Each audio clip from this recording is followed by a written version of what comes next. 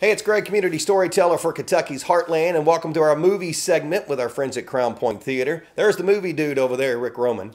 Thanks for having me. And this is my new friend, David Huff. David Huff is a movie producer, I guess. Director, writer, chief cook and bottle washer. So we were kind of talking beforehand.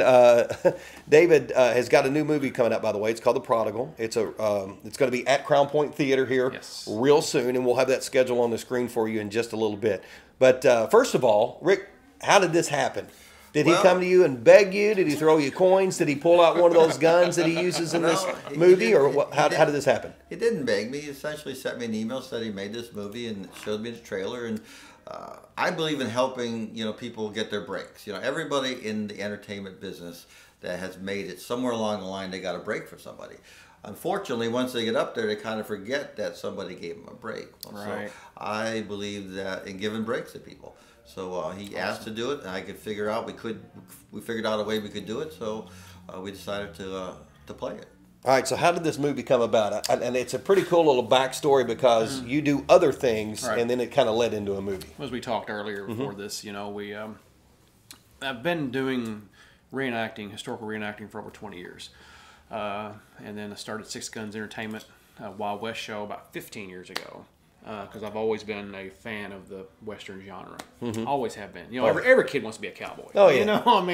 The cowboy is the hero. I still watch Westerns all the time. Oh, yeah, even the old Westerns, But Bonanza was my biggest Western that I Hoss or loved. Little Joe? Hoss and Little Joe. Run for 13. Which one are you, a Hoss or Little Joe? Probably a combination of both, maybe. Okay. I've got Little Joe's temper. I've got Hoss's strength. So, and also I like Ben. I got Ben's leadership and brain. That should be a personality test Maybe that people have to take. Yeah, who are you? It's the Bonanza test. Yeah. So that kind of spurred you along to, and so you do. I don't want to say reenactments because it's more of a gun show in a way. Right? It is reenacting. Some people call it cosplay. Maybe it is. I don't know. But we like to bring the Wild West to kids, and the kids love it. And not just kids, but the adults. But we, like I said, been doing it for 15 years. I've been the president and founder for that many years.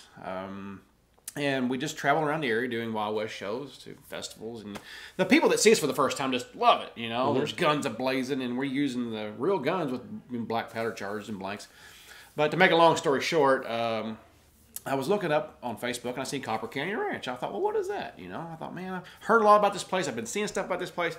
So I contacted Tim Emery, who is the head honcho down there, who created Copper Canyon Ranch, and a Wild West town on the back of his property, as I told you earlier. Working buildings you can go in, not false fronts, real working buildings, but you can go inside. Saloon, apothecary, drugstore. They recently, this past year, built a hangman's gallows. That was kind of eerie, and they even got the 13 steps. Oh, really? That's authentic. So, yeah, that's new, and I think they're getting ready to build a church sometime in the near future. So, but anyway, I contacted him. I said, hey, I do a Wild West show up here in Indiana. I'd like to hook up with you guys because they perform every weekend, sell tickets.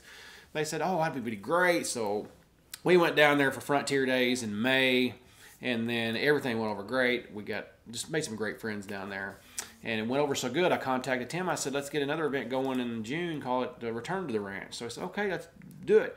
Went back down there, and I, of course, write all the scenarios for Six Guns, and perform for the live shows. And as I told you, live shows can be kind of tough when you're performing for a live audience because if you have a gun jam, you can't sit there and tinker with it, Right, you can't go pew, pew, pew. Yeah. The whole Star Wars. It kind of takes away the whole.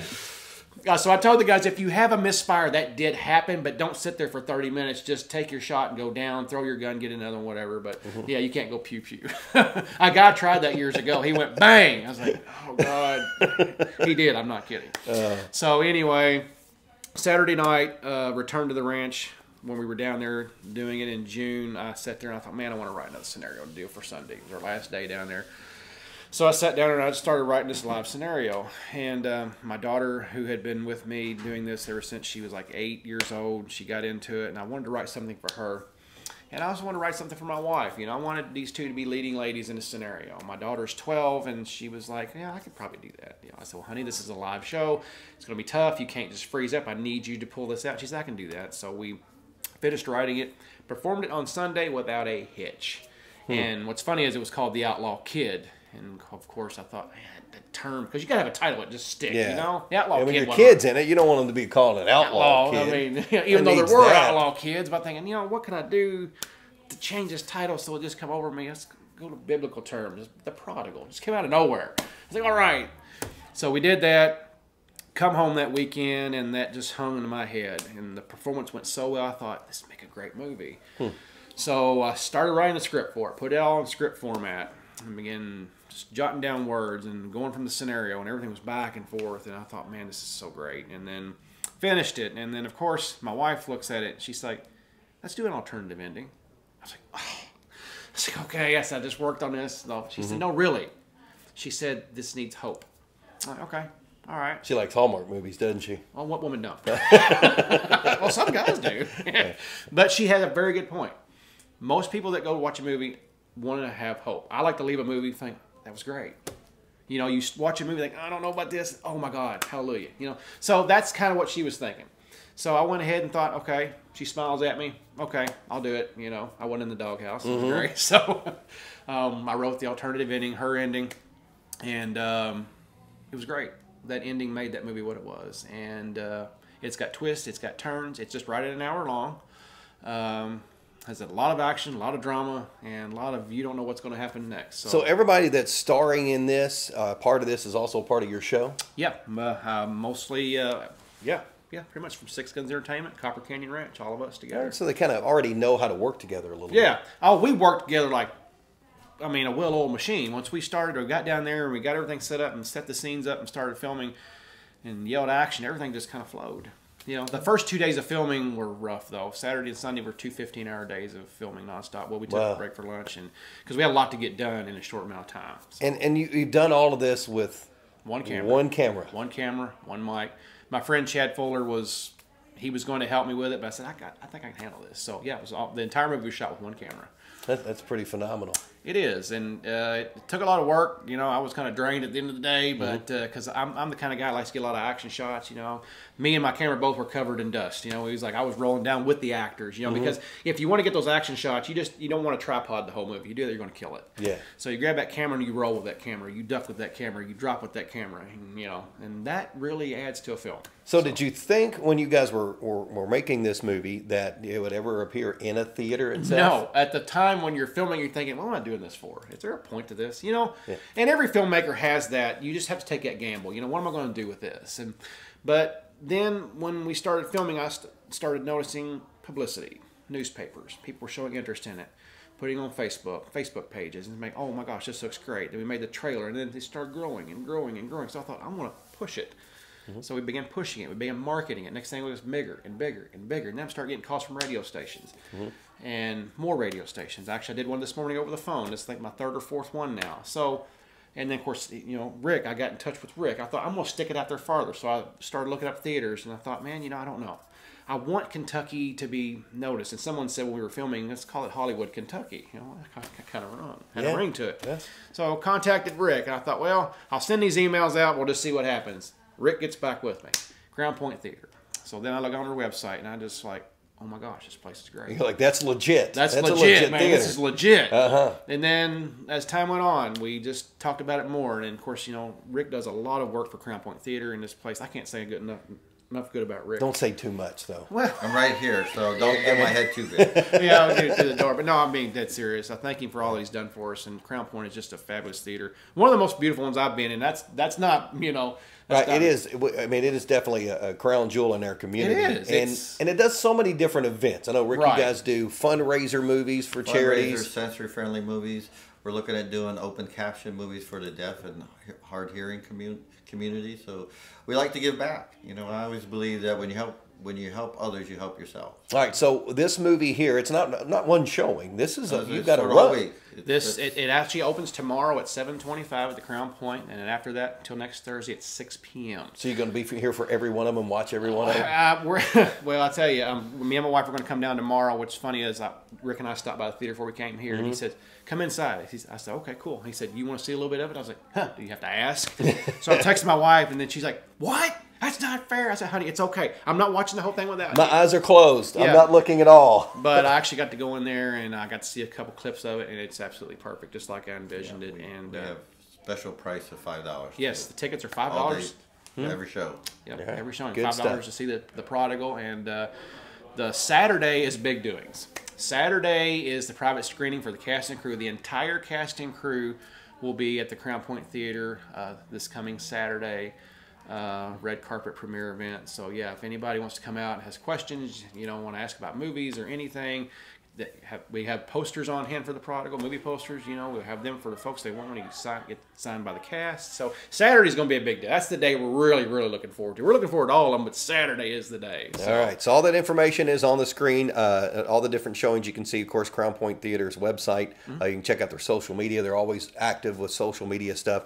And speaking of that, Rick, you guys are very heavy in doing social media contesting now, it seems like, and you get a lot of traction with that. So yes, what's the new thing you're doing here? Well, we run a monthly contest to give away tickets every month, and I think you'll how can you forget the kernels in the popcorn jar? I know, I ate month-old popcorn. They were pretty good, and it was actually good. Yes, it was still good. So so this month I figured, well, why don't we let the moviegoers give us some ideas for a contest for March, and we'll pick one of the ideas and we'll run with it, and that person will get some tickets. So I don't have the contest yet for March, but we posted it on Facebook a few days ago, and I think by Sunday we'll have enough ideas. I'll pick one, and that'll be the contest for March. I think that's unique because it's so easy for you guys to come up with a contest. Yes, it is. But I think it's fun to come up with something different to do. Well, it's just good to get the people to come to the theater involved. I mean, it's fun.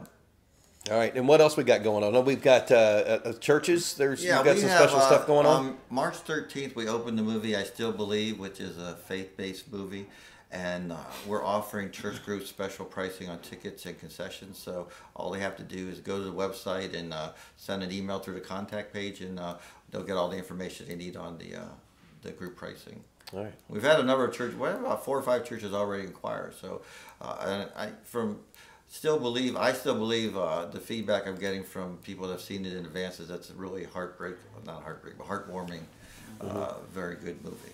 All right. What else? Any big movies we're getting ready for? We're playing Shrek for the St. Baldrick's charity on March 15th. Good for you. That's a great group of people, by the way, that do that. Heather Jones and that crew, they put so much behind that, and they raise a lot of money for childhood cancer research. We have a very good staff at the theater that they do a lot in the community for charity.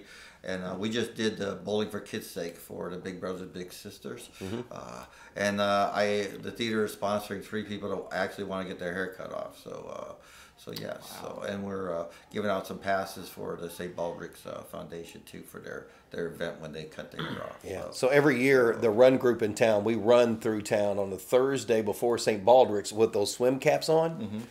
And people that don't know what we're doing, we look like real idiots for sure. But when you run 3 or 4 miles with one of those swim caps on, and you pop that thing off, man, it's like a pressure cooker. Yeah, I can imagine. But I can't shave my head. I mean, there's really not much. I mean, I don't want to waste the barber's time when we get in there to do that. So I just kind of make a donation and move on. It's been something I've done for years. The big movies for March are probably Onward, the Pixar film that comes out this Friday. Then we have A Quiet Place 2. Which comes out on the 20th, and then at the end of the month we have Mulan, which is the Disney redoing of their classic cartoon Mulan. So, all right, I'm looking forward to that one because it has Hollywood doesn't make enough strong female hero movies, so this is to me another great movie, sort of like in the Hunger Games where you have a female hero. It's funny you say that, Rick. The Prodigal kind of is that way. Shows a strong female lead. And that's kind of what my wife had intended for. Because, The Prodigal just isn't just a Western shoot 'em up, that's it. It's got a message to it that speaks of abuse. And I think a lot of women out there that have suffered abuse are going to identify with what this story is trying to say. And that's sad, but true. And but yeah, the Prodigal definitely has a very, very strong female lead. And we hope that women out there can see the message and draw strength from it. All right, good stuff. So The Prodigal, playing at the Crowne Pointe Theater, yes. $5 for the showings of yes. that. Regional film, so pretty cool stuff that's going to be featured in their theater. Saturday, come on out. Like I said, the private screen for cast and crew. All the cast will be at Crowne Pointe Theater, so we cannot wait. And again, thank you, Rick, for the opportunity at this theater. Well, I'm happy to do it, and thanks for having us. All right, he's the movie dude. I guess he's a movie dude too. And I'm not. I'm community storyteller Greg Milby, and this is Kentucky's Heartland. Thanks for watching. Thank you.